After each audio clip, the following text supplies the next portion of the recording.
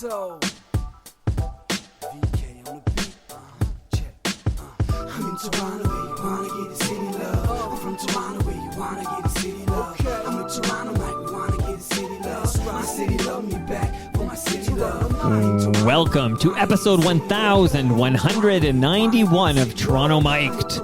Proudly brought to you by Great Lakes Brewery, a fiercely independent craft brewery who believes in supporting communities, good times, and brewing amazing beer. Order online for free local home delivery in the GTA. Palma Pasta. Enjoy the taste of fresh, homemade Italian pasta and entrees from Palma Pasta in Mississauga and Oakville. Electronic Products Recycling Association. Committing to our planet's future means properly recycling our electronics of the past. Ridley Funeral Home. Pillars of the community since 1921. Canna Cabana. The lowest prices on cannabis. Guaranteed. Learn more at cannacabana.com. And Sammy Cone Real Estate. Ask Sammy any real estate questions at sammy.cone@properlyhomes.ca. Joining me today, the crew from every spring a parade down Bay Street. David Shoalts, Gare Joyce, Gerry Hall, and Liam Kelly. Welcome to you all. Woo, great to be here. Yeah. Wow. Do I have to hit the applause button here? Good work. You should. Okay. Here, you know what that is, Mike? You know what that sound is? That's You're the empty? sound of an empty Great Lakes lager can. I'm going to let everybody know. You guys have drank all my Grey Lakes. Okay. That's it? You mean we're not getting where we leave? I came here with an empty bag, Mike. Oh my Dry February for your guests. Yeah. And to think I waived my actor fee for this. Schultzy, in all honesty, once I get a moment, which means once I queue up Gare and he goes and talks for like 25 minutes, I'll run up to the fridge and get you another beer. That's let me run up here. to the fridge because I'll grab half a dozen. I'm going back to Hamilton where I can drink all the Laker I want. Okay, that's a new voice. Here's what we're going to do. Oh, yeah. Maker a Laker. I know you grew out of that in high school. I'll fix that in post. I'll beep that out in post here. But okay, two of you are returning FOTMs. Of course, that's you, Gare Joyce. Yes. That's you, David Shoalts. But two of you I've been on this show before. You, by the way, Schultzy, you were the first guy to get a Palma Pasta lasagna. No. Do you know that? No, I didn't. No, You didn't know that. Okay. I did not know that. No. And how come you're not wearing a Hawaiian shirt? Like, when did you stop I wearing have Hawaiian rules about that. I only wear them when the weather is appropriate. Okay, Yes. so that's not today. Okay. So I want to learn a little bit about the fresh meat in the room. Okay, the new FOTMs. I don't know if anybody looked at either one of them. The last thing to come to mind is the word fresh. Certainly my proctologist doesn't call it that. I like it. Gerry Hall, you're not the Gerry Hall I thought you were going to be. Like when Gare said Gerry Hall is dropping by, I thought it was a different Gerry Hall. But, Oh, God. I've gotten that before, actually. I actually have a bit about it, how I'm the third worst Gerry Hall. Not even... I'm the worst Gerry Hall. There's Gerry Hall, the supermodel. Yes. Who's There's 6 Mick foot tall, Jagger's, beautiful. yeah. Mick Jagger's ex-wife, Right. rich, fuck her. Am I She's allowed with, to like, swear? was she with, yeah, you can. Was she with Rupert Murdoch? I don't know. Or- I don't know. She might be. Yeah. She might Anyway, there's her, and then there's... He's still alive. He's still alive, so I kind of doubt it. alive. Okay, and then keep there's going, then there's the Gerry Hall, as everybody knows in Canadian comedy. Beautiful, redheaded, brilliant writer. She's on, I think, is this hour's 22 minutes? Yeah, I think so. Yeah. And then, they And get, there's you. they get me. I thought which- you were going to mention the former sports editor of the Toronto Star. I believe that was a There's Gerry another Hall, one? too. Oh, good. Yeah. I'm fourth now. That's even better. But the funny Maybe I'm thing, the only guy who knows that. the funny thing is, when I went to do a police records check so I could coach my kids' hockey team, I found out there was a hit. Someone with the exact same name as mine, Gerry Hall, is a sex offender out in London. And so that was a real stretch for you. Well, Uncle Jer. well, I tell you, that was the most awkward thank you letter I've ever had to write, because now I found out I wasn't the worst Gerry Hall out there. So yeah, that's Now you don't have to coach kids hockey. So either. Gerry No Hall. excuse. What would you say you do for a living, Gerry? Well, I'm a probation officer by Is that day. right? Yeah. Okay. that's- See, I didn't know this. I'm learning on the fly here because I know your side hustle, if you will, is you're a stand-up comic. Yes, stand-up comic is what I do in the evenings, and a little different personality on stage than I have in the office. Okay, wild. And you came from the Hammer, so you're heading back to the Hammer after this. Absolutely. And you're hammered right now. Can't wait for that drive. 45 minutes here, 2 hours and 30 minutes back. It's a great system. Oh, that's a quick one. So Gerry Hall, thank you for being here. As we chat amongst here, I'll kind of explain how it's not your first visit to the TMDS studio. We'll get a little history of the every spring of parade down Bay Street. We literally just recorded 2 new episodes, so we're all a little punchy, I would say. Thank you, Great Lakes Brewery. Liam Kelly. Yep.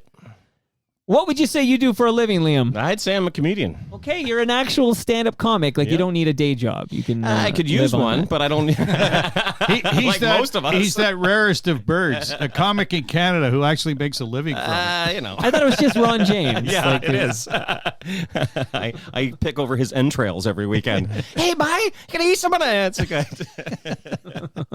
Okay, give me an idea. Like, how long you been at it? Like, how's it going? I'm very curious. So. Comedy? I've been doing comedy a long time, like 20, 25 years. I started doing sketch and improv Really? You in look the so 90s. young. Yeah, What do you do for your skincare? Nivea. Nivea every day. It's fantastic. Yeah, no. I people ask me that, but no. I started doing sketch and improv in the 90s. Had a good troupe called Indoor Recess. We were pretty good, and sketch was all the rage in the 90s because of the Kids in the Hall. So, Sure. and then eventually I had kids. What about Four on the Floor? No love Four for on the them? Floor, the Frantics, of course. You got Frantics, like that's it, right. I got to do a show with Dan Redican a couple times. Wait, that was they're really the Canoe fun. Head guys, right? Yeah. And Mr. Canoe they Head. had that opening. I remember the show. They opened with what were the lyrics to "Blinded by the Light"? Right? Do I have the right guys? I don't think so. I think that was the Vacant Lot. Oh, the who did Vacant that. Lot, you're yeah, right. Yeah, they did And the Blinded Mark by the McKinney's Light. brothers yeah, in that Nick one, right? McKinney, Right. Vito Viscomi. These guys will be very happy. I'm remembering all No, their I'm names. glad They're you're gonna be happy like, too, wow, 'cause- no one has mentioned us in 25 years, and now Liam's dropping our names on Toronto Mike. It was a great bit. I remember It was a great bit. Racked Up Like a Douche and other Yeah. one. They were discussing the lyrics to Yeah, they did Blinded by the Light. JFL with that sketch. They and they had a 6 television deal with Broadway Video and CBC, so they were pretty good. Okay, what a time to be alive. Rob Griffer, and I'm missing Nick. Do Do you know who wrote Blinded by the Light? Bruce Springsteen, Correct. of course. The boss. Absolutely. Okay. Don't try and get me on rock and roll trivia, Well, Mike. I will. I will try. You will not win. And Liam, you said you actually listen to Toronto Mike. I can tell because you seem to have some insight and knowledge about Yeah, what's I going listen on to here. a bunch. Actually, Gare and Shoalts, friends through comedy, got me into the pod, and I started listening. Wait, Shoalts is in comedy? Well, I That's know what them. most people I said say, I know yeah. them through comedy, not by being funny. But He buys a ticket and he comes I'm to more the- shocked he has a friend. I'm the master of the comeback. Not even Sugar Ray Leonard has made as many comebacks as me. You know who's dying right now? Because I'm looking right at him. The great Gare Joyce, because I only have, this is a little inside of everybody, I only have 4 microphones. I'm using 1. That leaves 3, but there's actually, 5 of us in the room. So Gare, you're gonna have to wait because when we do swing that mic over, you can kind of tell us how you assembled this, like the Avengers.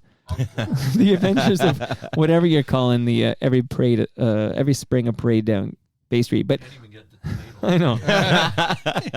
And you said you knew, just to tie things up, last week Darren Frost came over here. Yeah, And then yeah. we brought in like Lisa Baker through the magics of the internet because she was in Edmonton. Is she in Edmonton or Calgary? She's in Edmonton. Yeah. She's in Edmonton. I'm losing track here. Okay, Gord Miller was just here. He's from Edmonton. I think everybody's from Edmonton because Monica's upstairs. She's from Edmonton too. Lord. Everybody's from Edmonton. But you know Darren Frost, right? Like I played through with him last weekend at Joker's Comedy Club in Richmond Hill. He headlined. I hosted. It was really good. I like Darren. He's very funny, great guy. I've known him for a long time. His head is shaped like a piece of wombat poo. I don't know if you've ever noticed that, but it's cube. He's cubed with slightly rounded edges. It's quite fascinating. He's very funny, but wombat poo. Have I ever noticed that? It's the first thing I noticed. Wow. I go, that's some wombat shit right He's there. going to listen to me and be like, Liam, you piece of crap. I'm like, I'm sorry. Well, you're the first person I've met who's that well educated in wombat poo. Oh, well, listen, I know my scat. He's a comedy whore though, but he's proud of it. Did you hear the Ken Robinson episode where I said congrats to your mom on turning 100? Yes, I did. And Kenny's mom, of course, is dead. And then you started the last episode equally As a awkwardly. joke, because I'm not a comedian. As Yeah. a joke, I said to Lisa Baker, how's your mom doing or whatever, and she's like, oh, we don't talk. We're estranged. Yeah, that was good, Mike. That was really good. Yeah. Ah, yes. You don't recover from that. Okay, so now we've met Gerry Hall and we've met Liam Kelly. You guys are both now FOTMs, so welcome. So that means you got to go to Ridley Funeral Home when you die. You realize that all FOTMs taken care of by Ridley Funeral Home. Okay, Deal? all right. You Yeah, gonna yeah. deal it? And now I'm going to swing It's the a mic. well-earned honor. Well, Sorry. I get it, because urn is where the ashes go. Okay. Gare, Yes. welcome back to Toronto, Mike. Great to be here. Great to have you here.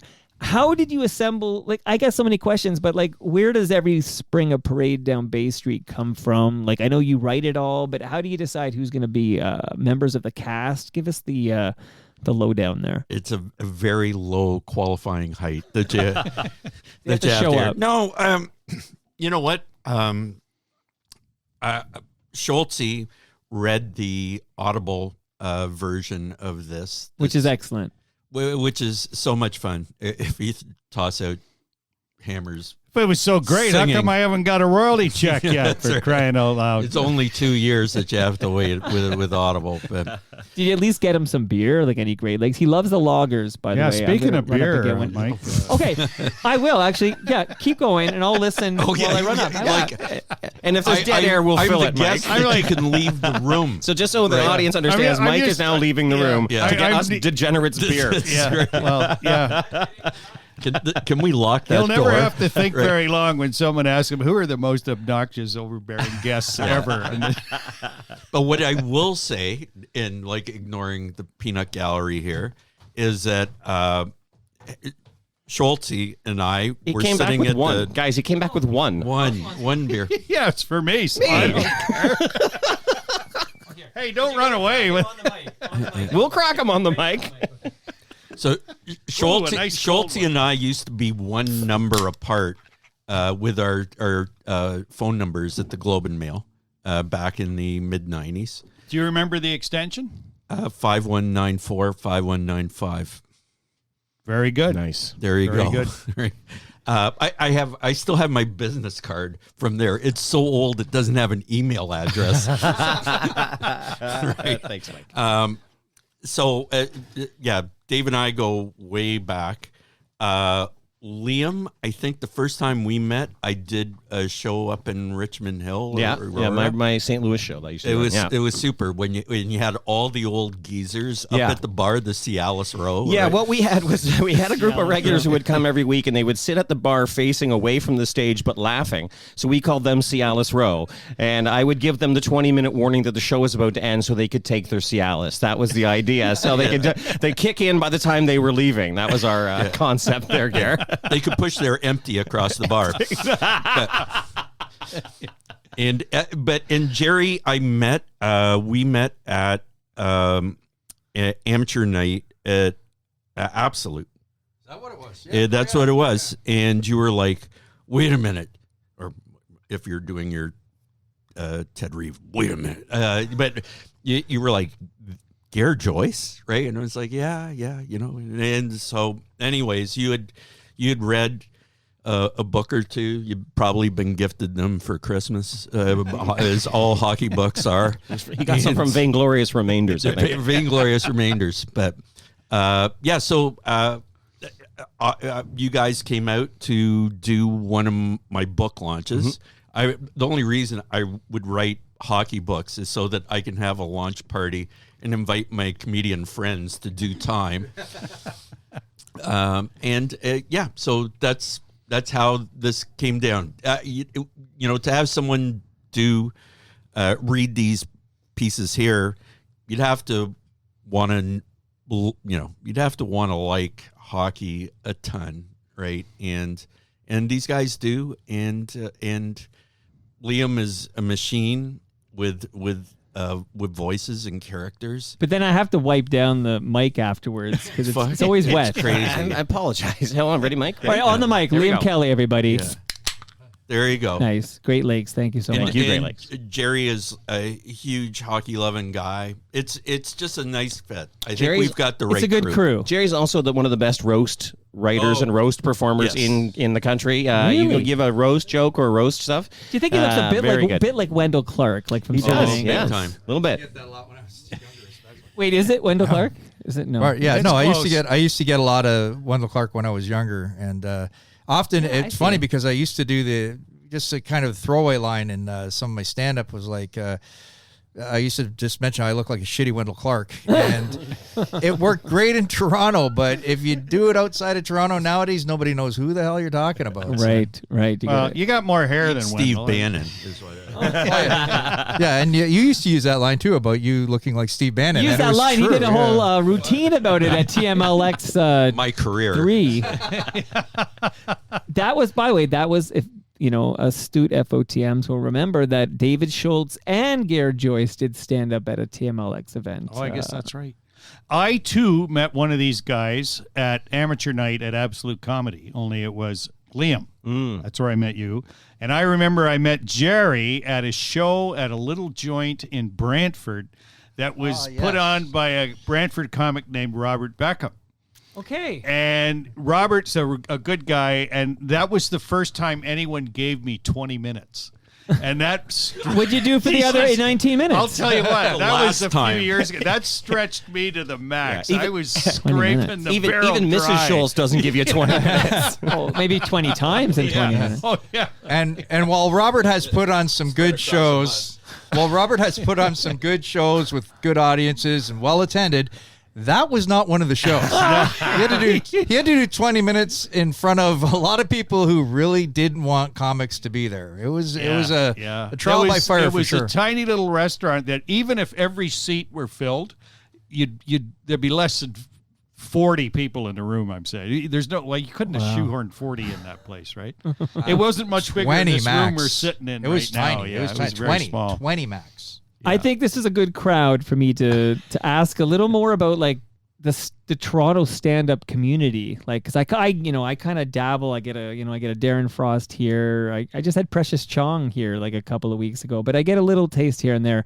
But maybe we can start with you, Liam. Like, tell me, like, who are the fixtures on the Toronto comedy stand-up in this Toronto stand-up community, and like where are the places to go, and give us a taste. Yeah, if we're, like, sure. I new mean, to there's it. the clubs, obviously, right? Which has got Yuck Yucks and Well, Absolute. nothing's obvious. All right. Well, you have Absolute and Yucks. But then to me, the best ones are Comedy Bar on Bloor in Ossington. Okay. And then they have a new comedy bar on Danforth, 2800 Danforth. That's fantastic. There's the Corner Comedy Club, which is great. A small little back alley behind Yuck Yucks. And then who's doing it? Well, you can go to Comedy Bar any given night and see someone who has a special on Gem or a special on Barstool or a special Can you on... name drop? I'm just well, I curious. guess in Toronto, I love guys like Chris Robinson and Paul Thompson. I like Keisha Brownie. I like Sabrina Douglas. I mean, these are my guys that to me aren't famous, but are making a living and are really good at it. Let's make them famous. Like, let's shout them out. Absolutely. I think that unless you're who am I thinking of? Like Jeremy Hotz comes through, right? So he'll come on this program, and it's like, oh yeah, I remember Jeremy Hotz. I saw him like on Speed 2 or whatever. Yeah. Like or the Newsroom, right? Like let's name check some of these Toronto stand-up fixtures. Yeah, I think Danish Anwar is one of these guys that Jerry's done some good work with that we should bring up, who's, again, a great roast guy, but also just a great comedian in general. And you could probably speak to that too, AJ. I just going to say, Danish is one of that category comedian, and not only can tell a joke, very smart, but very very clever, like very topical. Mm-hmm. And he'll just deal with all the present political stuff going on now. It runs a great show. I'm actually going to be on it next week called Your Hood's a Joke, in which different communities will roast each other. So the idea is you're not roasting the other comic, although you can kind of slip that in, but you're roasting the place they're from. Like last time I did the show, I was representing Canada, and another comic, Hersham, and do you remember Hersham's last name? Coletti, I think. Coletti was representing India. And so I got to basically say horrible things about India, and hopefully that never sees the internet, because I may no longer have a job. But seriously though, he runs. Yeah, Yeah. He runs. Gare Joyce, everybody. Yeah. That's why he's a sports writer. Yeah. Well, it was fun. You can, the great thing about roast is you can just say things you can't say in real life. But Yeah, you got like a get out of jail free card. Yeah, exactly. But anyway, Danish runs that because he sees the humor in being able to sort of explore these boundaries and at the same time remain, topical and respectful. Yeah, like it's roast in a way, or like a safe way to be outrageous, right? Like you're allowed to say crazy stuff only because you're doing a roast. If you tried to do that in your act, you'd be booed off the stage. Like, which I is love also that cool roast, too, because like I did a heckle show that my friend Patrick Russell produced at Comedy Bar the other night. And again, because the audience was set up to heckle us, they were ready for whatever we said to them. And I kind of like that very much. I like being able to I interact with the audience constantly anyway, but to have them feel free to shout at us, because that was what the parameters of the show were, it was even more fun. So that was awesome. I saw the notices for that, and I sort of wondered how would Patrick control the audience in that regard? Because I think it said on the notice, on the poster, one heckle allowed per comic, was it? Yeah. And I thought, how the heck do you control that? Because it's hard enough to keep people from heckling. It's a lot of shows. Like, once you got them started, how the heck did they heckled as it? much as they wanted to, which was fine. But I was closing, and the bottom line with me is people don't heckle me because they know. So I got one or two heckles, but then I just plowed through them. It was great. So the other problem with inviting heckling is that too often a heckle is, oh, you suck. Yeah. And or racist or sexist. That's the other thing too, right? But no, they were actually really good. They really dug us. A lot of people brought their friends, so their friends were fun. They were like, "Oh, good! I've never been able to heckle my friend, so now I'm going to roast my friend from the audience." Oh, okay. And that was kind of work. fun. Yeah. But Liam is excellent with crowd work too. That's a you. big skill when it comes to dealing with hecklers. And if you're a smart comic, set your friends up with a bunch of lines. You could probably have written a 5-minute spoken bit. like a true writer, eh? Schultz writes everyone's bits. Okay, I'm going to go around the horn with specific questions for each of you. And Liam, my first question, because I've now heard you record 4. Was Liam at the first wasn't in the recording? first one, Okay, no. I've now heard you record. Yeah, we should shout out Hebsy, who. Mark so Hebser. Hebsy did the role of Liam Kelly, I guess, in the first episode. He was great. Shout out to Hebsy. He did Saul Corman. Yeah, he and did Saul Corman. He also did Gross, Corman. didn't he? Peter Saul, Gross. he did. I think George he did Gross. Saul shortly after Saul was castrated. But He did a great job. But Liam, I've been listening to you for 3. So here's my question. Okay, so we mentioned Darren Frost. Well, Darren supplements his income by doing voiceovers for cartoons and stuff. Have you ever been successful landing a voiceover role? I think you'd be great at it. Well, thank you. And no, but doing things like this is, you asked earlier kind of why we would do it. Well, things like this, right? I mean, we get good tape, we get good opportunities. Okay. I get to explore a character or two. Like I've done a couple characters, and I get to explore them. I feel like even by the 4th episode here, my 3rd I've done, he's changing a bit, right? Bud Hewitt's getting a bit of an edge to him. He's getting a bit of this to him. So Bud Hewitt is Foster Hewitt's grandson? I play Bud Hewitt, Foster Hewitt. he's getting quite enough. He's getting a little uppity for my taste. Exactly, but I think that's the fun part, right? Is I think in the first episode, I don't think any of us understood who we were to each other and how it would work, and we're seeing that Jerry's character is really sucking up to your character, David, and I'm kind of this bit of a. You I'm say becoming that a bit like of a it's a bad crust. thing. Yeah, exactly. But I'm becoming a bit As of a it should crust, be. and that's artistically where we're just instinctively finding our way how to read this and play it properly, and that's what I'm hoping I can parlay into things like doing some cartoons. Just like you hear Darren on Total Drama Rama. I hope I got the right yeah. name. And I know my kids, for example, they watch stuff from that show, and I was like just letting them know, the guy who played whatever Harold was in our basement last week, and they get very excited about that. But yeah, you would be great doing voiceovers for these cartoons. Okay. Yeah, where's my applause? Yeah, Casting directors there over you the go. show. Gerry Hall. You ever concerned your night job here, your side hustle will affect your day job? Like, are you ever worried that maybe you came down too hard on the Indian community or anything of that nature? Well, the funny thing is when you do the Your Hood's a Joke, first of all, it's always a sellout, which is great. Yeah. It sells out the Toronto Yucks. You got 250 people there, and probably about 150 were Indian at the last one. There was a lot. They got know out alive, whenever did they you? see that, and you know what? They love it. They're absolutely I'm great sure with they it. do, yeah. They can take a joke, and that's fine. So. Yeah, I'm not worried. My normal stand-up is not extremely. I don't say anything racist or Right. anything. I don't say anything racist or homophobic. I say a lot of sexist stuff, but nothing that would ever affect it. But I did get warned when I first started doing stand-up. My manager actually came up and told me. He goes, "You understand that Right. there are people out there who may be looking. You may be sitting there one day, and one of your ex-clients." Happens to be sitting in the audience, and maybe you had to breach them, and maybe they're not happy about it. So that was always in the back of my mind. There are jokes that I have thought of are extremely funny, and I thought, you know what, maybe for another comedian, not for me, and I just wouldn't do it. All right, and you mentioned, Gerry, you mentioned Yuck Yuck. So I had Breslin on this program, and he tells this story. I think he tells it to everyone he's interviewed by, but he tells a story about seeing Jim Carrey on the mics at Yuck Yucks and thinking he wasn't very good. And you know how that story ends. Like, is there anybody now you want to shout out working in the Toronto stand-up community who you think is destined for, like, U.S. glory? Like, it's only a matter of time.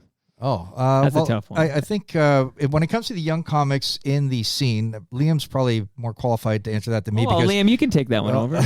I'm saying because I'm from Hamilton, and I can tell you that I think there's a young guy from Hamilton. I think one day is going to hit it huge. A guy named Mace Galone. Okay, there's a Mace is name. great. Yeah, he's not only a fabulous writer, an incredible Is he performer. connected very here? hard What's worker. going on there? Well, Mace? Galone, and he's right now. I think he was writing for. I think Mace is writing for 22 minutes. Yeah, isn't he was, He's out and then in- he ended up yeah. quitting because he ended up getting another opportunity. But I think one day you're going to see he's going to be the guy who's like one day writing for SNL or something like this. Just Wow, okay. Yeah. That's what I was I'll thinking. shout out What do you Hannah got? Veldhoven, young female comic in the city. That's She's actually who I'm up fantastic. against at Your Hood's a Joke. Oh, that's great. She's Yeah. fantastic. Yeah. Very Gonna Kill funny. you, man. She's repping Oshawa, Oh, that makes sense. and I'm repping Hamilton. So Wow. you got two classy cities going at it.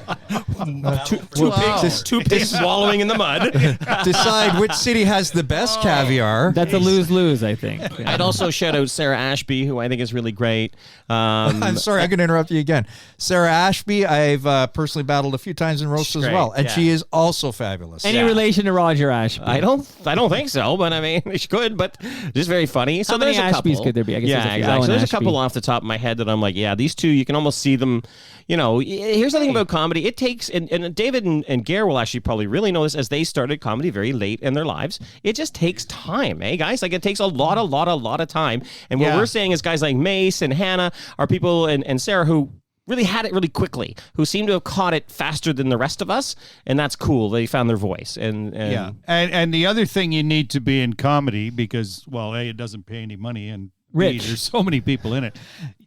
Being young, as Liam said, is great because you've got the energy to do that. But you need wealthy and parents. you need to be hungry. Like, you need to work at it. Be so keen to make it that you work every day at it.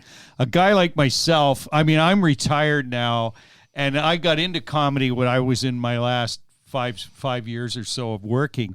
Right. So I didn't have that incentive. And I also, I'm basically lazy by nature. So as I like to tell, I take periodic sojourns from comedy because I'm too lazy to write. Well, it's a lot of work for very little, maybe no money for you, David Shoalts, right? Like, you got to be willing to work. I paid him at the Toby Jug one time in Bolton. How much did you Keywords pay one him? time. A toonie. Okay, so Gare, Ungrateful, ingrate. Gare, I have a You owe couple me of questions for $25. you. I got half the town out. The first one is, remind us of your personal relationship with Jason Priestley, because he's making the rounds right now because his Harold Ballard doc is coming out, or maybe it's out now. We can't decide. Yeah. He's all choked up over that one. Yeah, let me hear the am. Priestley story. Yeah, I'm going to his launch of his documentary, his Ballard doc, tonight.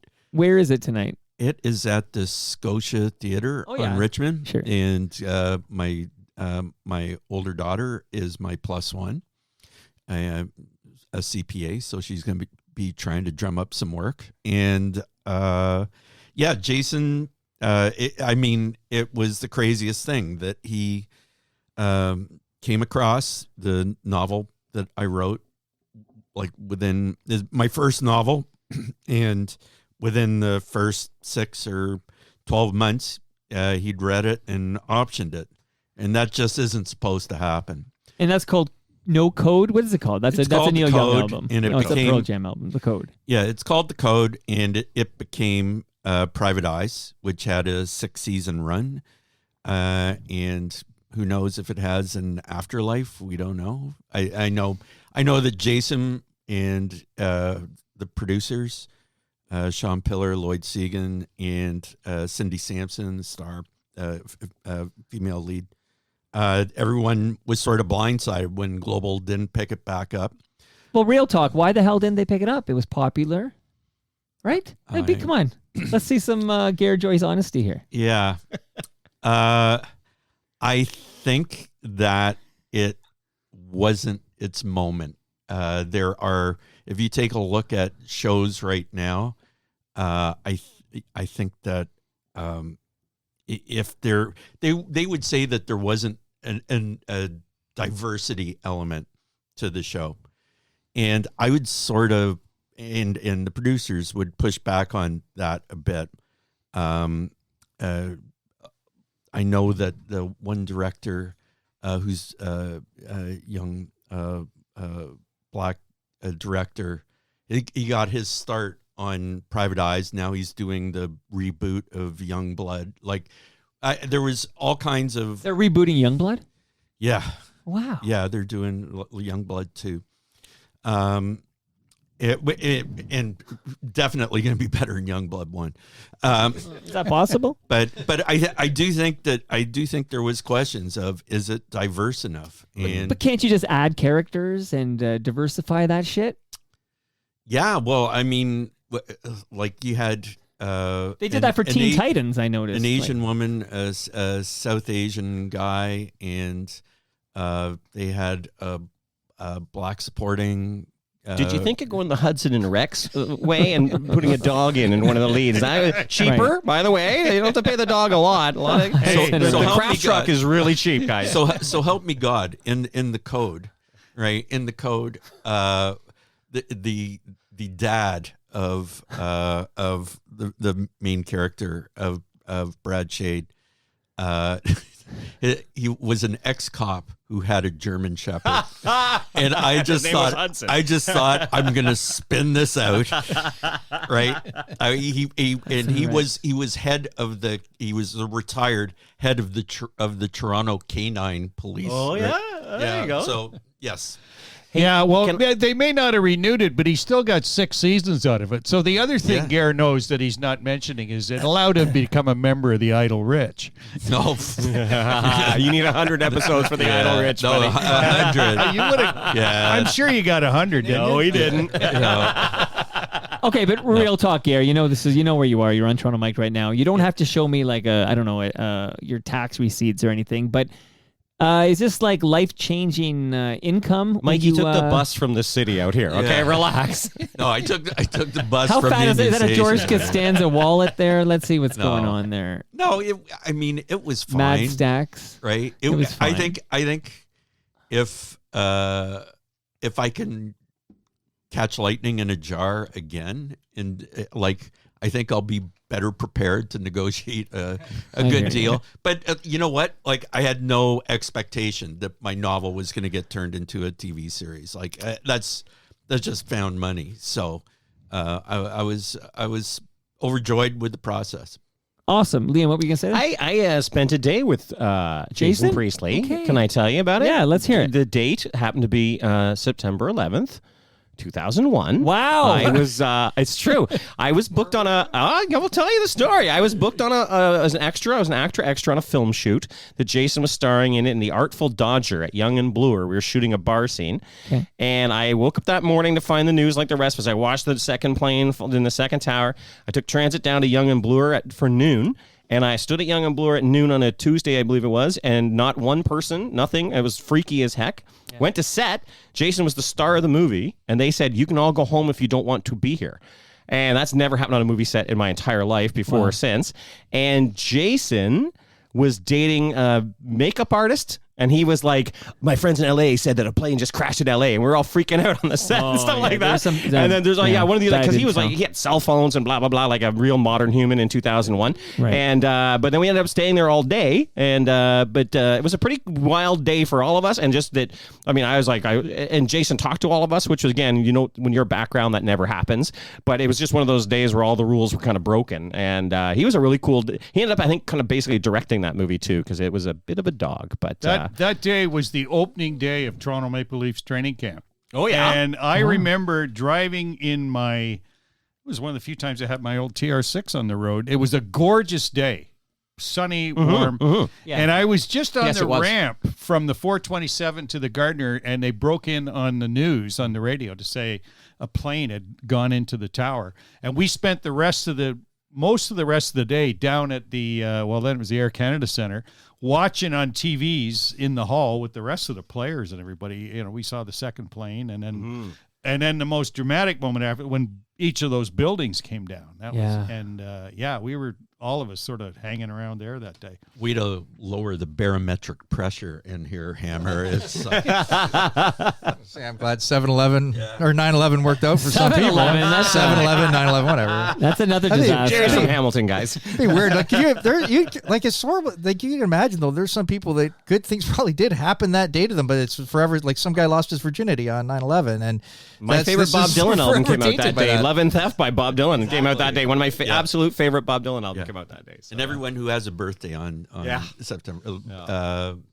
Moby is. Oh, yeah. You guys know John Gallagher, formerly of course. yeah, I know, of course. John Gallagher tells a story where he was, It's a great the story. story where he's drinking with Mark Wahlberg, like the night, I guess September 10th, they're at a late night party, and I guess they partied so late that Mark missed his flight, and he was going to have a connecting flight to, I don't know, whatever. I think he was going to Boston, and one of the planes from Boston was he was one of the ones that supposed to be crashed. on the flight, one of the flights that hit the World Trade Center, and he missed his flight because of John Gallagher, and John's got this in his book anyways, but take all your Gallagher stories with a grain of salt, but I'm sure there are a lot of people that have missed flights because of John Gallagher. I'd say. Or a lot of No people. more so than John Hey, himself. like the 25,000 people who say they were at Madison Square Garden when Wilt scored 50 or 100 rather, 100, and it wasn't even in Madison Square Garden, right? It was an Hershey. offsite. It was in Hershey, Pennsylvania. Yeah, but so I think there's a lot of people who are like, I was supposed to be on that flight on that. You weren't. No, you weren't. I feel like I've now heard from like 100,000 people who were at, for example, opening day in '77 for the Right. Blue Jays Same on like idea, April 7th. 100,000 people were there, which is unbelievable here. What's your 9/11? You have a 9/11 story, Gare? Like, where were you? Oh. You just can't remember. No, you know what? I had a friend, a German woman that I met on Olga. Birgit, actually. Okay, close, Birgit's close. and she was going to New York for a conference at the World Trade Center. Wow. And, so I was trying to get a hold of her that day, and it wound up that she hadn't gone in. It was, I knew it was that week, and I thought it was that day, but it was supposed to be a couple days after that. She ended up she worked for the NHL offices for a few years, and worked for German Hockey Federation and whatnot. All right. Shout out to Leon Draisaitl. Awesome. Now, I want to ask you, Mr. Shoalts, about your retirement. You, of course, came on to tell stories. Not a lot to tell about retirement, you know. Shortly after you... to the next. Kind of sitting around every day. Hey, didn't you run the cable under your street so you can get the internet or something, Schultz? Oh, heck. I can see Schultz doing that. Okay. So I think it was that day that you got the first Palma Pasta lasagna. But we shout out to Palma Pasta for I think I was locations. still working those days. Okay, wasn't I? because you came on like right after to tell the story about taking that. They offered the package and you couldn't like contain your enthusiasm in the meeting. Yeah, I by then had kind of gotten tired of the Globe and Mail. I'm sure some years before then they'd gotten tired of me. I was going to say, you said technically working, right? Yeah, It's like- yeah. I didn't do my best work in my last 3 years. But actually, in a Too way, busy working on Hockey Fight in Canada. you were working on. I think You were you covering geared that down longer media. than that. But I liked that you did that because no one seems to do that. But I'm always interested in the What do they call it? Soft quitting? No, what do they call it? No, They call quiet it quitting. Quiet quitting. David Shoalts Shoalts invented invented quiet quitting. I was ahead of my Early time adapter. because now with the millennials, it's a thing, I guess, right? Absolutely, but they don't get offered those packages. So Back in my day, we just called it fucking the dog. So Shoalts, There's remind one me, in every group, right? you're in some Globe and Mail meeting when they announced that they're going to offer packages or something like that. Well, actually, the rumors had started. I mean, I had been sort of thinking as my last year came up before retirement being, say, 65, the way the business was going in the last, since the 2008 recession, it was more or less, are you going to be able to quit on your own terms or are you Right. going to get laid off? Right. Before the security guy will come up with a little bag saying, here, put your stuff in here. We're walking you out the door. And, we had a few buyouts. The first one in 2008 when the recession hit. We'd had one or two since then, but we hadn't had any in 4 or 5 years. And I was just thinking, I wonder if I'd be lucky enough in my last year to have a buyout. And it wasn't long after that the rumors started. And then I thought, geez, they're just rumors. They start from time to time. But as the winter went on, they got a little bit stronger. And then a few management figures were actually, joining in the gossip. So you knew then there might be something to it. And then in mid-May of, I guess it was 2019, they called the community, what they call these things now, community hall meeting, where the entire place shows up. And as soon as that happened, I knew, okay, that's it. All right, this has got to be it. What else would he? And so we go in there, and we were all talking among ourselves, oh, yeah, gee, I can't wait to take this sort of thing. And Phil Crawley, the publisher, quite a formidable figure, so he's up at the front talking. And talking. And all I'm interested in, along with most of the others, is there going to be buyouts or not? And you just want to get up and scream, get to the point, you son of a bitch. Don't Come bore on. us. Get to the chorus. Stop burying the lead. Finally, after, he says, we got to shave $10 million off the payroll. And I'm going, yeah, did you do like a fist pump? Oh, Was there? yeah, I was doing Schultz is it, but- 1/10 of that, right, pal? I was, yeah. Oh, yeah. No, a much bigger fraction than that. So when does the Prince Edward Island home come into play? Like, when did you pick that up and give us? Like, Well, let us know actually, when I you're didn't pick that up. My parents did. there. Okay, so that's been In there. 1990, they were on a vacation in Prince Edward Island. They rented a car and just toured around with my two youngest sisters. They rented the car, David. It's a small province. There's only one. And Right. in New London, PEI, which is about 10 minutes from Cavendish, let's say. And Been it's there. the birthplace of Lucy Maud Montgomery, which you can look at it on the opposite hill from our place, that Wow. little house there. And I believe for years it cost $2 to tour the small. I might be up to $5 now, but the Japanese, how much the Japanese love Anna Green Gables, they Right. come through there by the busload. Right. It was insane until SARS came along. But anyway, SARS or COVID? no, this was SARS. Okay, 03. Pre-COVID. Wow. And then, just as they started coming back, COVID came along. But anyway, so my mom and dad drive by this old farmhouse that's about ready to fall in on itself. It's in such horrible shape, and it's got a for sale sign on it. Can you tell us the price? Because I'm super curious. Can we Do you guess? know? Chris? You want to guess? Okay. Yeah, I would love to guess. All Okay, right. 1990, Prince Edward I'm Island, kind of ramshackle guessing, house. too, because I don't know if Okay. Okay. But I'm So we curious. each get a guess. Okay, We'll go. start. Yeah. Gare, what's your guess? Gare, what do you think? This is like What's Price your is best Right buzz? here. 1990. And this was a house that came with about 3 tumble-down buildings, and I think how many probably acres? 25. Okay, all right. This is factor 25 up. what's considered shoreline acres because they go down to the Southwest River. Okay. Okay. Still okay. going to be cheap. But Still anyway. Prince Or Edward as us Island. locals It's say, the that's still PI. Southwest. In 1990. Okay, Gare, what's your This guess? is like the Price is Right. Yeah. Right? But no one can pick a dollar. 78.5. 78.5. That's a good guess. Okay, Jerry. $33. You can't do that. All right, go ahead, Liam. I'm going to go 65 grand. Okay, I'm gonna say $49,000. Jeez, Say you $1. guys- $1. $1. You guys are all way low. Times 2 most of your guesses. They screwts Montarians. That's what they're like. Look at these rooms. We're going to They- get 6 What is figures for this 65 William by Shackle. I think, because I've never nailed my dad down on the price. Don't nail your dad I think down. he It's paid a bad idea. $125 for it. All right. Still, But- steal at But twice the price. that was the easy part. That Yeah. was the easy part. There were 2 hurdles in his way, even though this place there was no one living in it, and it had been up for sale for a long time. The problem was the old lady Mrs. Cole or Ms. Cole. I'm not sure I'm trying to remember her first name because she became a friend of the family. She did not want to sell to someone who was going to knock the house down and build like Joe's cottages for, tourist trade. And also the province had regulations for come from a ways, buying it. They don't want them turning, they don't want the place to become like Niagara Falls East. So my dad, as it was a building contractor all of his working life, and him and my mom were keen enthusiasts of antiques. And my dad was an expert in heritage buildings. He did a lot of work on Fort George and other historical sites. And so he was well versed in heritage buildings. He went to see her and explained to her, I'm a building contractor and I have an interest. And he said, I have no interest in knocking down your family home. It had been in the family since it was built in 1880. And he said, I am going to renovate it and restore it mostly. He said, and so she said, she was convinced that, okay, she agreed to sell.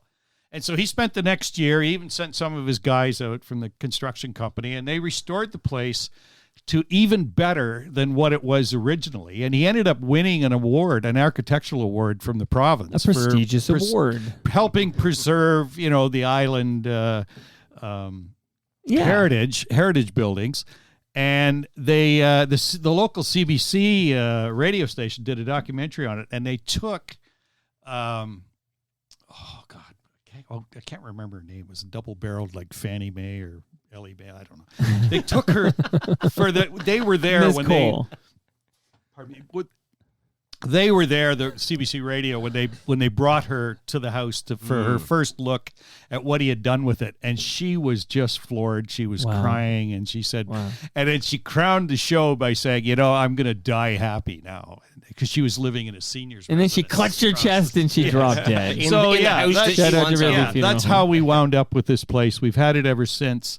Okay. My dad and mom are too old and have too many health issues to go out there now.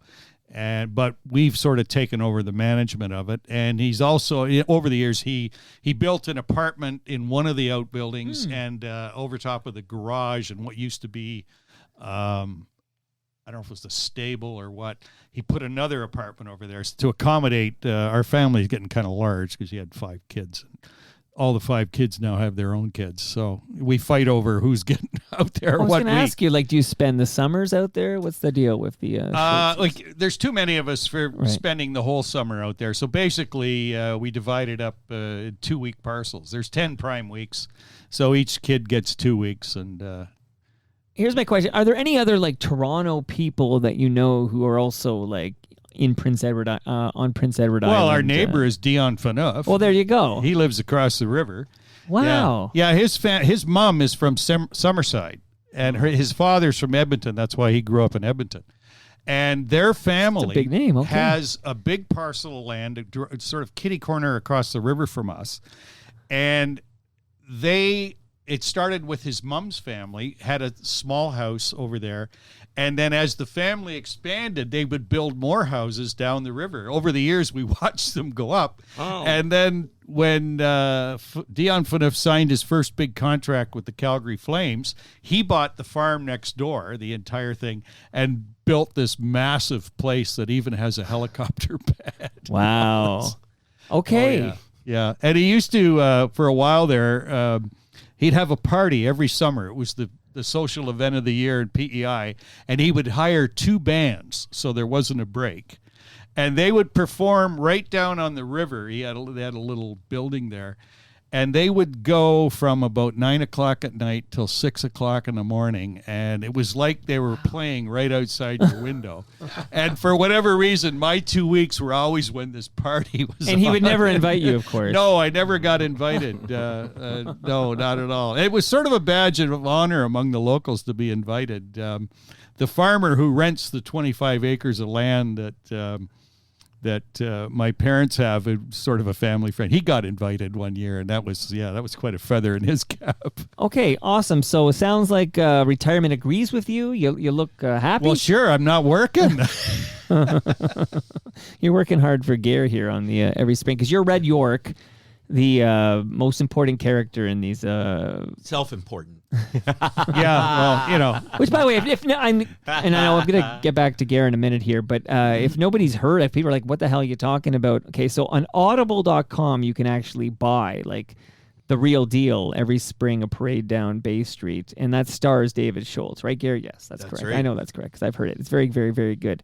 But we do these recordings. We've done 4 of them now. 2 are already in the wild, and 2 more will be coming soon. Yeah, well, pompous blowhard sports writer. It was quite a stretch for me. And this, I can Really tested my acting chops. I'll just tease to say there will be a special appearance by FOTM Steve Paikin in an upcoming episode. That's like a big tease. So I'm going to get to Gare in a minute, but I want to ask you, Shoaltsy, two quick things here. One is when these things are going down in the sports media zeitgeist, for example, TSN Plus is going to launch. There's a new app and whatever shit's going down at the Fan 590. Do you ever wish you had a forum to chime in on that, or are you glad you don't have to give a rat's ass about anything? Well, it's too much like work, man. And with social media, if I want to chime in on it, I guess I can. Yeah, you can tweet it. I do occasionally. Although I will say I don't tweet as much as I used to. I did tweet something yesterday, but I was just trying out I like a your joke tweets. I wish you'd tweet more. Yeah, well, again, it requires some effort. No. You are lazy. That's but the true. other thing is, since Elon Musk took over Twitter, I'm just not sure if I want to stay on the thing or not. I don't know. I haven't made up my mind. Hear ya.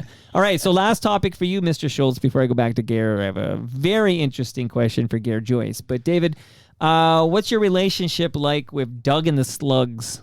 Doug and the Slugs. Making it work. It's too. Oh, speaking Norm Macdonald, his Bad. show used Yeah, "Too Bad" as Too the theme Bad. song. Yeah, that was good. I was always a big fan of Doug and the Slugs, right from the first time when I was a rookie reporter, what they call them, cub reporters, out in Calgary for the Calgary Herald. Was that when you worked with Simmons? Yes, that's Steve when Simmons and I Is that started. when Howard Berger gets fired? Well, that was later at the Calgary Sun. Okay. Yeah.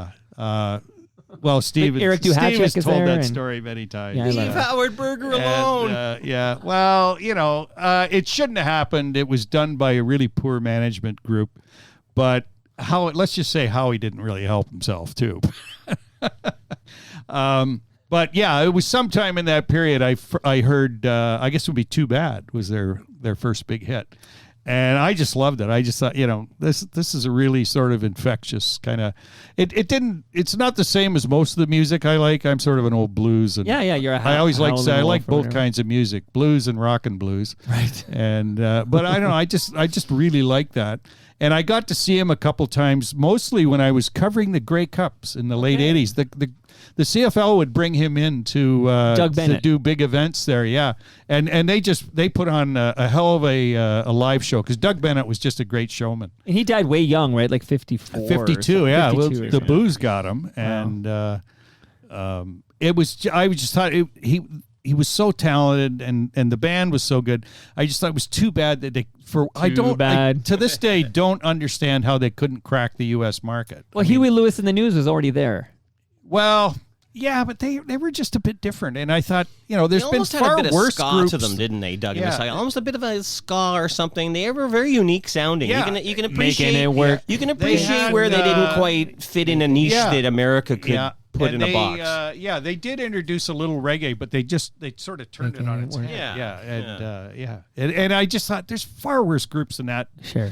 Celine Dion, Nickelback. made it huge, and I just why these guys should have they should have been big But stars. if we were going to play that game, there's so many great Canadian bands that should have been a bigger deal. And Well, sure, from yeah, Blue Rodeo you to the know. Tragically Hip to you. Well, name Blue it. Rodeo's a good Sloan. example as well, and yeah, Rusty. All right, listen, Shoaltsy, good to see you again. I'm glad you're enjoying your retirement. And on the Doug and the Slugs, the reason I was asking is There's a documentary series right now on Doug and the Slugs, or a documentary. It's a documentary. One documentary, It's on not a series. CBC Gem. Okay. If you just want to. Well, shout it I out. saw it the other night. We all get that for free. And is it Doug and the Slugs and Me? It's I think Doug and me. called. Yeah, exactly. Yeah. And Okay. it was done by this young filmmaker who was the best friend of Doug's daughter. Okay. And grew up next door to them in Vancouver.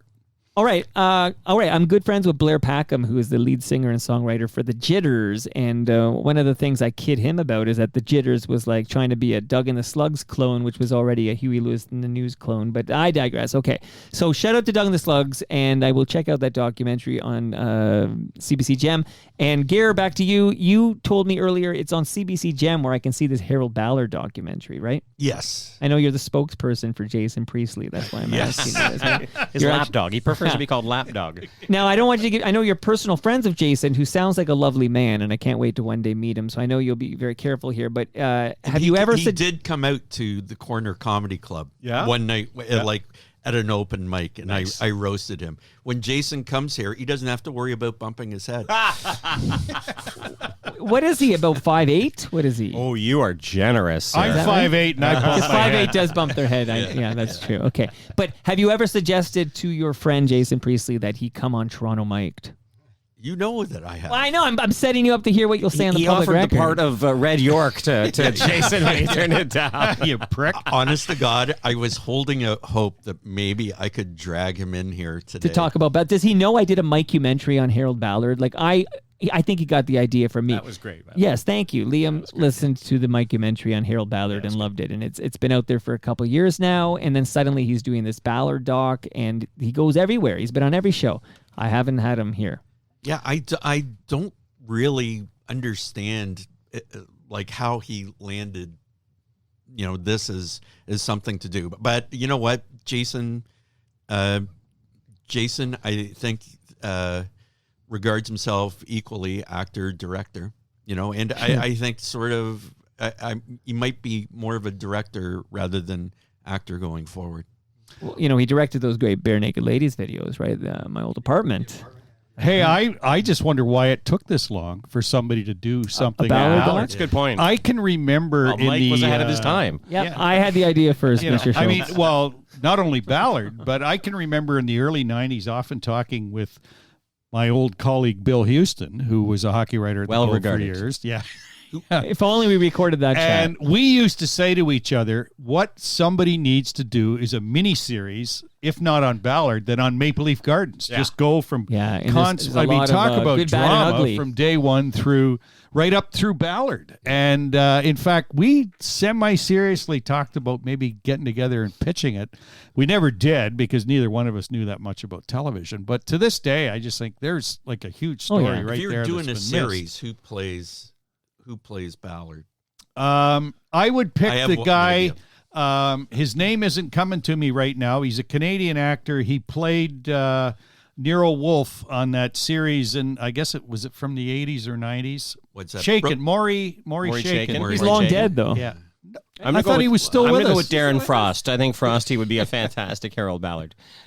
there was a play about Harold Ballard in the 80s, and the guy who played him was an older actor. You used to see him in the lottery commercials. He played a baseball umpire, but it was a very bizarre play. My wife and I went like a to fringe see play it. or something like Yeah, that. it was Yeah. at the. It was Sean at McCann? The, Sean no, McCann? it wasn't Sean McCann, but From it was Great at Big the. Sea? It was at the Factory Theater. He's in a It would be in the late 80s, and it was a very strange. It had this weird dream sequence where somebody in a goalie equipment and a jock strap was rolling around on stage, and it was very strange. I just need to make sure people understand that the great Maury Chaykin did pass away in 2010, Oh my goodness! so he's not going to be well playing behind. Harold Ballard in this. I think of Brian Cox. Like you Yeah, need yeah. a Brian Cox. That's exactly what I was thinking. Yeah. Fuck off, Seriously, brilliant. Logan Roy. Yep. Or- Anything he's in. Brilliant's the other one. No. Well, Succession? another old guy. Succession. Yeah. I'm not even sure if he's still Larry Mann would be. Anyone who's alive, Mr. Shoalts here, help us out here. Okay, lots of possibilities. Here's the big story I want from Gare before we check in, before we say goodbye, because we got to get somebody back to the hammer. But Gare, Yes. you and I had I don't think it was a private discussion, but we had a DM exchange Sure. where you dropped a little nugget. So I need to ask you to tell this story because you've never told this story on Toronto Mike. Uh-oh. When you got married to your lovely wife, and you've only had one wife, is that right, Gare? No. How many wives have you had? Wrong. 2. I fucked up again, and I won't ask about your mom. Yeah, but exactly. Don't ask how his mother is for crying out shout out loud. to Kenny Robinson. Okay, okay. How long have you been married to your current and last wife? I mean, who amongst us hasn't had a couple wives? I've been. I'd stick with I've been current married, wife. I've been married 17 years on average. Okay, is that right? Aggregate. Going by aggregate. Okay, one day I hope to match that. Okay, No, 20 years with Susan. okay. Who was your best man when you married Susan? Not. Wrong wife? Yes. Yeah. Oh my Yeah. god! Yeah. Holy fuck! Mike has done it again. Holy shit. Yeah, now I know the story. Yeah, you Oh my definitely god! got the wrong wife. What's the name of your first wife? Sydney. Okay, I can't believe I fucked up this story. This is like Kenny Robinson. Every time I have You'll get this in when I have- editing. yeah, well, Hey, yeah. Ollie, Well, get this in editing. Right? every time there's The a stand-up bailiff will be comic here on with this the show. papers any minute now. Yeah. When you married the first time, who was the best man at your wedding? Tom Hankey. The Terminator. Yeah. From Taos, Missouri? Yes. Yeah. Wow. Okay, that's a mind blow for a lot of people right now. Okay, so Tom you Hankey. want the story behind Yeah, the how the scene. hell does Tom Hankey end up Now, are being we your talking best Tom man? Hankey, the Blue Jay pitcher? The Terminator. Much like David Shoalts is not David Shoalts, the Philadelphia Flyer enforcer. Right, the hammer. I'm just trying to make Oh, sure. the that- hammer, the hammer. Oh, I got a story about that. If you want. Okay. I'm good friends As with... it appeared in the notice, it's Yeah. Thomas Anthony Hankey of Taos, Missouri. Okay, because the Ballad of Tom Hankey is one of my favorite songs of all time.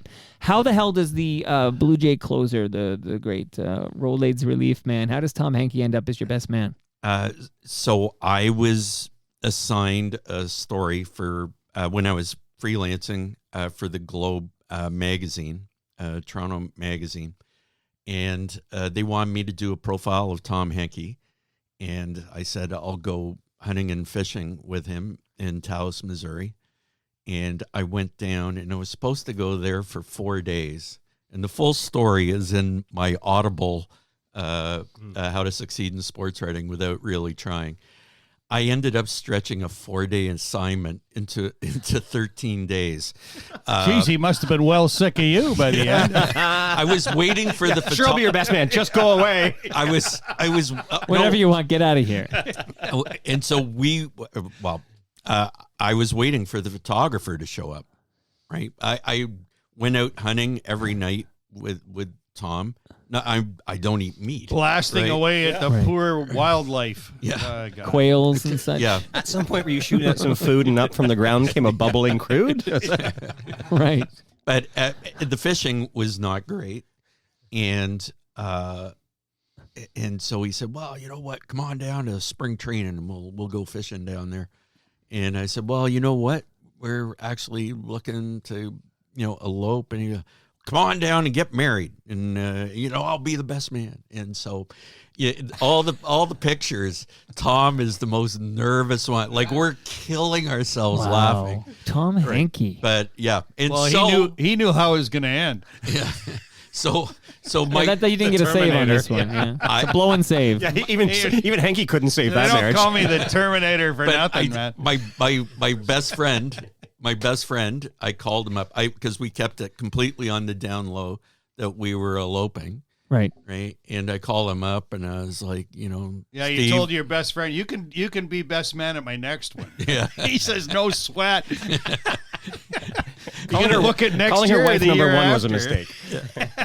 I said, Steve, like you would have been my best man, but I knew on short notice that you couldn't come down. So I went out and got, come on, fill in the blank. This is like match game. I went out and got Tom Hankey. A reliever. a reliever. Thank you. Oh, a There we reliever. go. Oh, It's see, like- I'm not the comic in this It's group. like Charles Nelson Riley with the catch. Hey, on. true or false, Gare Joyce? When you married Susan, Yeah. your current wife, Yes. Mark Iquan was your best man. He was a setup man. Which friend did you on that marriage? Which friend did you have to promise he'd be the best man at the third one? Yeah, don't go there. This is honestly why I'm friends with Gare and Shoalts. Is I'm just waiting for them both to die because I love their wives. That's it. Susan and Iman, they're both fantastic. Well, you won't have to wait long. That's the good news. My wife's waiting for me to die. Shout out to Ridley. Come on Funeral Home. already. All right, shout out to Canna Cabana. Anyone here smoke weed? Yes. You're probably not allowed Sorry, to is that a answer bit that. too? Sorry, I had to It's give legal now. I had to give it up before you were born. It made me paranoid. I can still remember the month, 1975. March. You know, now they've got more control over the strains. A bunch of us, we smoked weed like crazy back. That was my second year at the University of Waterloo. And we went to a showing of Reefer Madness in one of the big lecture halls. Right. Nice. And I had noticed I was getting kind of paranoid when I was smoking like every friggin' day. And then I suddenly realized in this halfway through this film, I was terrified. I thought the piano player with the eyes was coming for me. And The googly eyes. Like that's it. That was it. I stopped. All right, well, they've come a long way, baby. Well, so, yeah, I did find out that was a common side effect. But when you're a 20-year-old university student. Mike, when you were getting out Canna Cabana toques, you should have been pronouncing them tokes. I'm just going to say that right now. Where were you when I needed you, Liam? I was sitting there listening going, it's a toke, for God's sakes! But no, you just couldn't hear me, Mike. So Canna Cabana will not be undersold in cannabis or cannabis accessories over 140 locations across the country. Shout out to Canna Cabana. Get that, Mike? Oh, you got it already. Okay. All right. Gerry Hall, not the Gerry Hall, but like third or fourth in line Gerry Halls.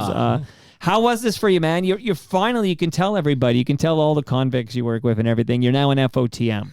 Yeah, absolutely. It was, when I first started on the stand-up circuit. Yeah, when I first started in comedy, this was like the end game. So you're quitting? Where careers go to die.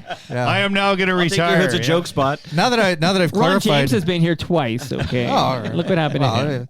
Actually, now that I've been here, now that I've had a chance to say it, I will hopefully stop getting creepy messages, which has happened a couple times from people who think I'm the girl Gerry Hall. Who I think is, why do I think she's married to Rupert Murdoch? Can somebody Google that? I meant the girl Canadian comedy. Gerry Hall. That one I don't know as Getting well. creepy messages from people you think you're Gerry Hall, the model. Oh, That seems to me the only legitimate time you could send somebody a dick pic. Yeah. Right? Well, that would be fun. But no, I'll be honest. I meant the actual two. This happened a couple times, but they've both been for the Canadian Gerry Hall. Oh, these are guys just trying to pick up. They thought it was her, right? And they Hey, good looking. Yeah, they sent me like I got a friend request. They slide into. They don't even DMs. notice like I have a picture of Homer Simpson as my profile pic. I mean, I guess so. Well, guys are horny and hard up for action. There's not a lot of reading comprehension on social media, I've noticed. But Gerry, great to meet you. You've been here now at least 3 times because we've recorded 3 times, and you're always great, and it's always fantastic to hang with you. And if you take a photo of me, I just want to tell people I met Wendell Clark. So, all right. I want to plug one thing if I can. Anything. Plug everything. I mean, on a couple of shows, but by the time this airs, they'll be gone. It's gonna air in 10 minutes. Oh, okay. Well then, hey, come out and see your Hood's a Joke on Friday at Yuck Yucks, or Toronto Roast Battle on Saturday at Comedy Bar, which is a great place. Nope. Also watch This Is the Thing on Bell 5 TV because I get to play a character called Roadie Rick. Oh, who is like he's a guy. He's cool. a guy who still wishes it was the 80s because that's when his life was great. It's a big stretch. Oh, I thought you were going to say he was the guy that Jackson Brown wrote the song about. But so that'll be Friday, January 20th at Yuck Yucks. Yeah, good. No, get not. down Oh, to did I Toronto. say this? So sure, the week after. Sorry. So January. This week I'm in Niagara Falls. No, next weekend. Sorry. So not January this 27th. weekend. Sorry. 27th and The 28th. 27th, That's why Liam's 28th. here. He's Yeah, there you go. paying Thanks, attention. my agents here to. So this is everybody.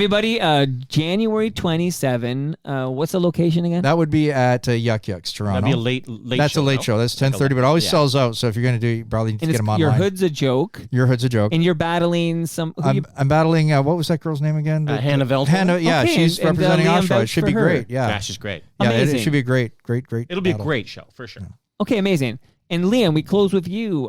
Plug something, and then I got a whole bunch of out of town things, to be quite honest with you. So I'm not nothing that No nothing, GTA stuff. Nah, nothing really going on. But You don't like the GTA. No, I love the GTA. I just seem to go in spurts, and right now I seem to be out of town. That's all. So I'm going to be in Woodstock. I'm going to be in Delhi, Ontario. You don't call it Delhi, you call it Delhi, right? Jerry's giving the thumbs up over there. Delhi, yeah. Where is that? Yeah, again, Should I know? That's tobacco country. It's tobacco country, exactly. Near Simcoe. It's near Simcoe. We used to play fastball. They were Yeah. a rival town when I was a kid. Yeah, absolutely. So Back in the 20s? I'm also doing Versus at Comedy Bar East, I believe, January 28th as well. So that'll be fantastic, which is Patrick Russell's show. So yeah, we got always shows coming up.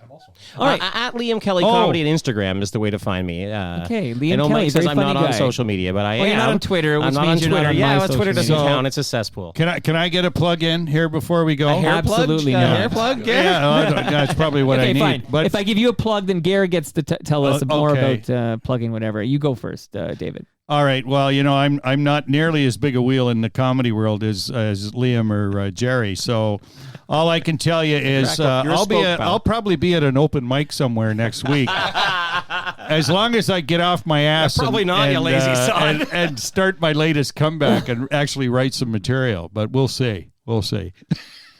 Keep Gare your eye Joyce, on my social media. We'll close with you here. In fact, Sure. I'll give you a little music here, but you've got many things on the go. Everyone What do you knows want to this is promote? nowhere?